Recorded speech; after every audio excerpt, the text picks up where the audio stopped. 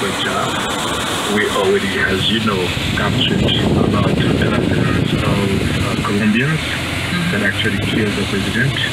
Also, 5 Haitians, 2 Haitian Americans, I guess. There are other people that we are searching now who may have links with those who actually killed the president. Do you believe the head of the Palace Guard was involved? I mean, there's a lot of attention on the fact that the president's security did nothing when he was killed. Yes, he's currently in custody with 5 or 4 others. Do you think that they were involved? We cannot determine that. We leave it to the investigation and the justice to actually see whether or not they were involved. Have you met with U.S. investigators, including the FBI? Have they given you enough support? I mean, they don't seem to have a forensics team with them, for example. You know, I was the main person that actually invited them to come support the investigation.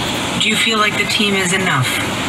The Haitian National Police is doing a great job, but we think that the support of FBI and some Colombian guys in the intelligence service also is of utmost importance. Prime Minister, I just want to give you the opportunity to answer this directly because there have been some unsupported and unsubstantiated reports in the media. Did you have anything to do with what happened to Jovenel Moïse? No, not at all. I do not have any affiliation to political parties. There's no personal agenda. He was the one who actually appointed me as ambassador, chargé d'affaires, appointed me as a Minister of Foreign Affairs, as Prime Minister. I saw an article saying that, you know, there was a kind of meeting with me, and this is just ridiculous. It's a way for them to get people's attention away from the real fact, what really happened. But they would not reach their goal because I want justice for President Jovenel Moïse, his wife, his sons, and his daughter. May I ask you, sir, there's obviously a lot of confusion also about who exactly should be in power right now. I mean, who is in charge in Haiti, in your estimation? No, the thing is pretty clear. When the president died, we were supposed to have someone take charge right after, and I was the one in charge. And I assumed this role, and until now, we do not have a state of chaos here, just because we were responsible enough. I'm talking about the ministers and myself. We were responsible enough to call on people for calm and working with the national police and so on and so forth. But what really matters is not the dynamic of power struggle.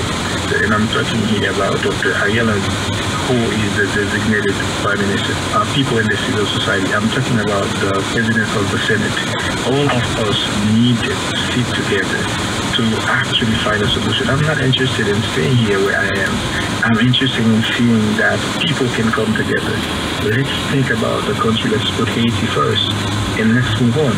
Well, speaking of that, I mean, have you spoken to Joseph Lambert, the head of the Senate, or yes, Ariel Henry? Yes. And yes. Are you any closer to getting some sort of unity government? I think so. We had different meetings. Ayala and I, we had different meetings. I started with also Joseph Lambert, and I'm calling on other people to come to sit together to seek a solution to the crisis. How close do you think an agreement is? I'm very optimistic. Exclusively, I'm not a solution of this problem. Dr. Ayala United, President of the Senate, Joseph Lambert, by himself, he cannot do anything. So all leaders need to come together to find a consensus. There is a crisis, but there is also, as everyone knows, poverty. There is the situation of the Haitian people on a daily basis. You know, we need to find something. Since there is no legitimate prime minister, no legitimate leaders to lead the government, we need everyone on board, and it's urgent. President Biden has said he won't be sending troops to help stabilize Haiti. What's your reaction to that? The Haitian National Police needs some help, logistics and technical help. As long as we can have the support, we will be able to actually fight against the armed gangs in some parts of the country. So we need the international community, our friends, to understand that the situation is not what it should be. So some help they can deem necessary with the Haitian counterparts, I think that would be very important. But is it peacekeeping troops? What do you imagine when you say help? What does that look like to you? I want them to support the investigation.